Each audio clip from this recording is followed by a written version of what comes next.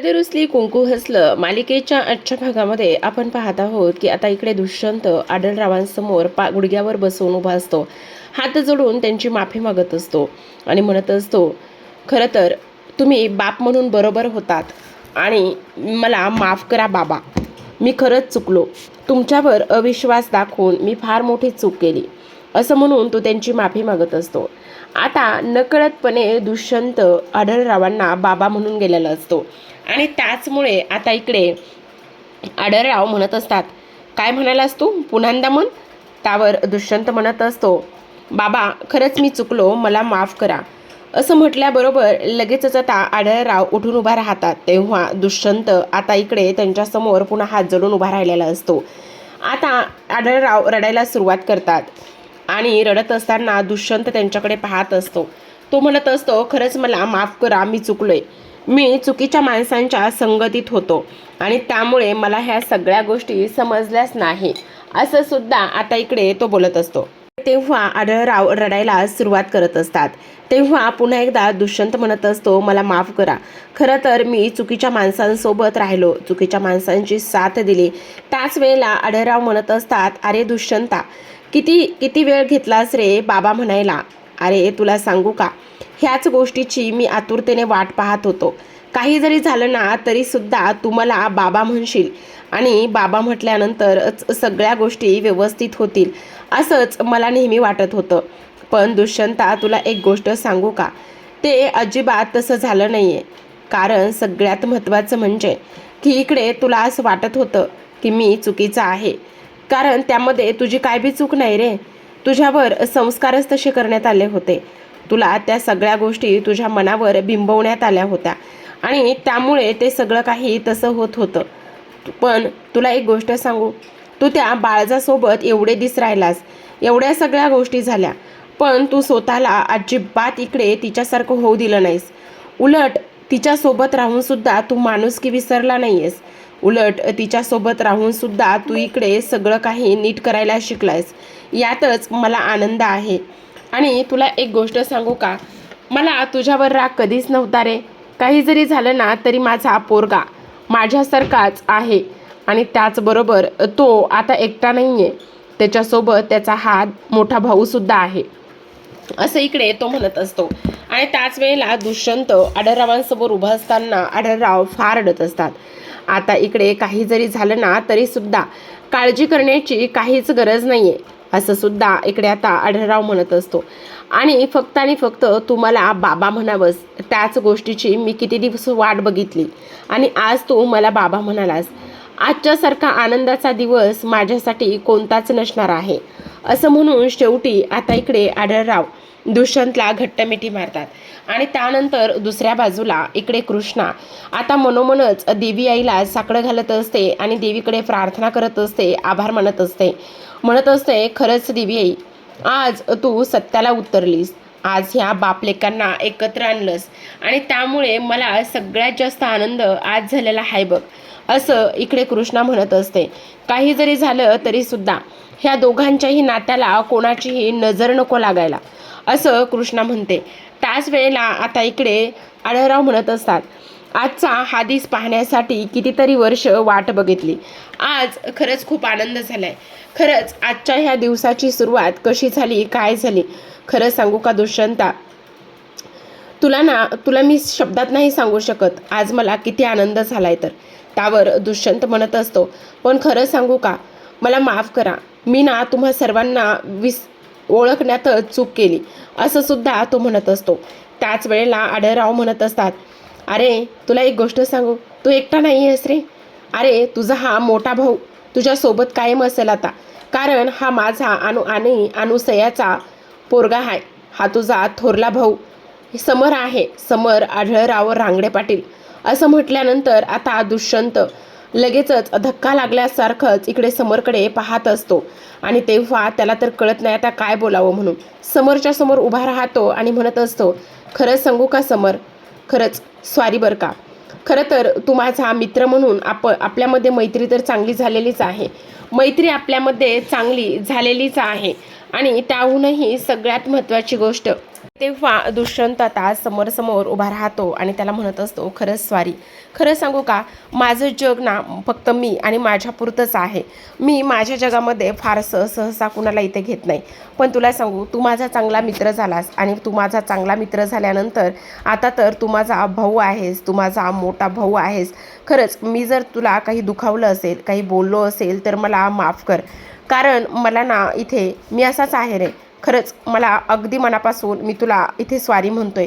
मला माफ करशील ना रे समर दादा? असं म्हटल्यानंतर समर त्याच्याकडे पाहतच असतो. त्यानंतर दुष्यंत म्हणत असतो, तू काळजी करू नकोस. आत्तापर्यंत तुझ्यावर फार मोठा अन्याय झाला आहे.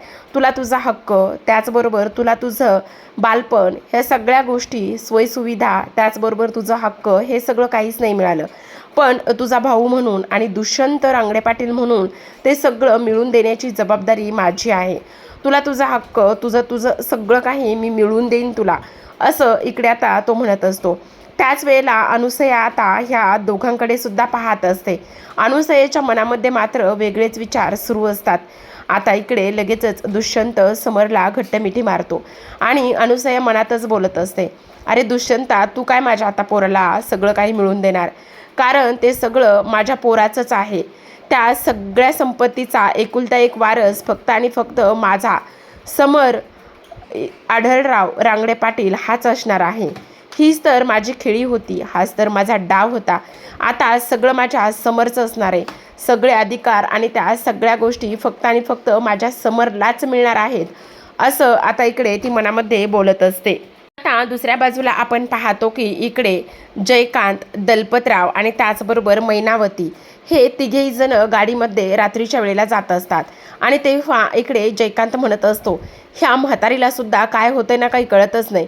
आत्ता संध्याकाळच्या वेळेला आपल्याला तिनं असं घराबाहेर काढलंय. तिच्या मनामध्ये ना काय चाललंय ना त्याच गोष्टी कळत नाहीत. तेवढ्यातच आता बाळजाचा जयकांतला फोन आलेला असतो आणि तेव्हा तो म्हणत असतो, हां बोला ना काकी साहेब. त्यावर बाळजा म्हणत असते, हे बघ जयकांत, मी काय सांगते ते नीट ऐक. आता गावामध्ये ज्या ज्या लोकांनी मला मतदान दिलं नाही ना, त्या त्या लोकांचा कानोसा घ्यायचा आणि त्या त्या लोकांना चांगलंच इकडे आता झोडायचं, कळलं का? चांगलंच त्यांना धारेवर धर, चांगलीच त्यांची खरडपट्टी कर. आता लगेच जयकांत म्हणत असतो, तुम्ही काय बी काळजी करू नका काकी साहेब, मी आत्ताच्या आत्ता सगळी चौकशी करतो, असं म्हणून मुद्दाम गाडीचा हॉर्न वाजवत असतो आणि म्हणत असतो, बरं काकी साहेब मी ठेवतो फोन, कारण इथे ना खूप जास्त गर्दी आहे आणि त्याचबरोबर इकडे मी गाडी चालवत आहे, असं म्हणून फोन ठेवतो. आता फोन ठेवल्यानंतर आपण पाहतो की इकडे मैनावती म्हणत असते, ह्या एक बयाचं ना काय चाललंय ते कळतच नाही. स्वतः मात्र इकडे नीट राहते घरात बसून आणि माझ्या पोराला सांगते की हे कर आणि ते कर म्हणून. माझा पोरगा काय असाच रस्त्यावर पडलाय का? तो काहीच करणार नाही, असं सुद्धा आता इकडे तो बोलत असतो. त्याच वेळेला दुसऱ्या बाजूला आपण पाहतो कृष्णा आता खोलीत आलेली असते. जेव्हा कृष्णा खोलीत येते आणि खोलीत आल्यानंतर आता इकडे ती पाहते की विचार करत असते.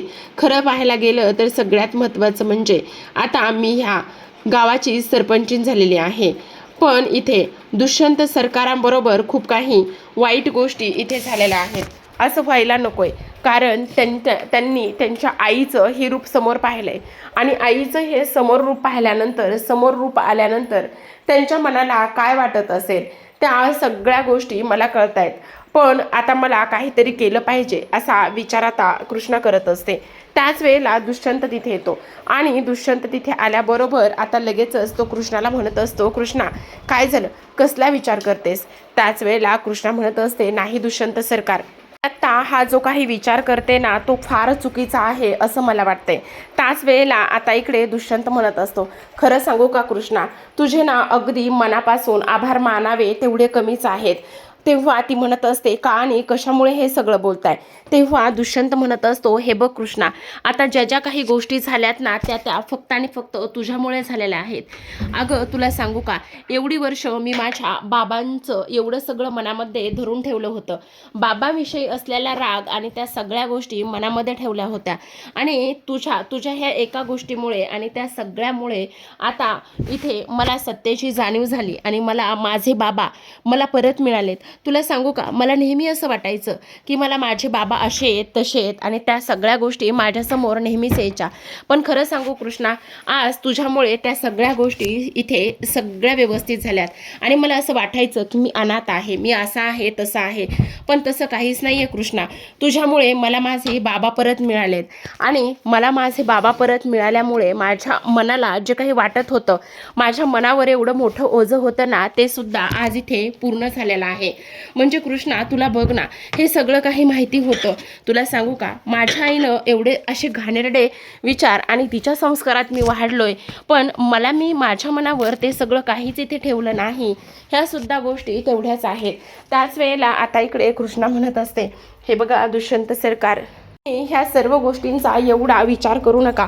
त्यावेळेस आता इकडे दुष्यंत म्हणत असतो, कसा आणि कशा पद्धतीने विचार करू नको तेच मला काही केल्यास समजत नाही. हे बघ कृष्णा, तुझ्या एक गोष्ट लक्षात येते का, आज मला इकडे खूप जास्त वाईटसुद्धा वाटते की मी माझ्या बापासोबत ह्या पद्धतीने वागलो होतो आणि ह्या सगळ्या गोष्टी अशा झालेल्या आहेत, त्यामुळे मला खूप त्रास होतोय.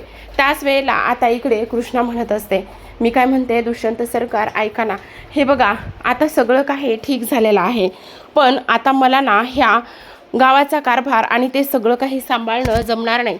मी काय म्हणतो ऐका, ह्या गावाचा जो काही कारभार आहे ना, तो सगळा तुम्ही तुमच्या हातामध्ये घेता का. त्याच वेळेला आता इकडे दुष्यंत म्हणत असतो, कृष्णा तू वेडी आहेस का, असं कसं काय बोलू शकतेस. तेव्हा कृष्णा म्हणत असते, नाही दुष्यंत सरकार, मी जे काही बोलते ना ते अगदी बरोबर आहे. कारण बघा ना, ह्या गावाचा कारभार आणि हे सगळं सांभाळणं मला काही जमणार नाही. त्यावर आता इकडे दुष्यंत तिचे हात हातात घेतो आणि तिला समजावत असतो आणि म्हणत असतो, बघ कृष्णा, ह्या सगळ्या गोष्टीचा तू एवढा असा विचार करू नकोस. मी तुला अगोदरसुद्धा त्या सगळ्या गोष्टी समजावून सांगितल्या होत्या. कारण हे बघ, तू गावाची सरपंचीण आहेस, गावाची तू लीडर आहेस आणि त्यामुळे तू असं गिव्हअप करणं हे अजिबात योग्य नाही आहे. तुला त्या सगळ्या गोष्टी लक्षात येत आहेत का. त्याच वेळेला कृष्णा म्हणत असते, नाही दुष्यंत सरकार, पण तुम्हाला सांगू का, मला हे सगळं काही झेपणार नाही हो. आणि तेव्हा तो म्हणत असतो, अगं वेडी आहेस का, मी तुला अगोदरसुद्धा सांगितलेलं आहे. तेव्हा ती म्हणत असते, पण नाही दुष्यंत सरकार, मला असं वाटतंय की तुम्हीच तो गावचा सगळा काही कारभार सांभाळावा आणि तुम्ही तो सगळा गावचा कारभार सांभाळला ना तर मला सुद्धा आनंदच होणार आहे. तेव्हा दुष्यंत म्हणत असतो, अगं जर गावचा कारभार मला सांभाळायचा असता तर मीच लीडर म्हणून उभा राहिलो नसतो का. अजिबात नाही, गावाने तुला निवडून दिलेला आहे आणि गावाने तुला निवडून दिलेलं असल्या कारणाने गावाचा कारभार तुलाच सांभाळायचा आहे, समजलं. मी तो गावचा कारभार नाही सांभाळू शकत कृष्णा.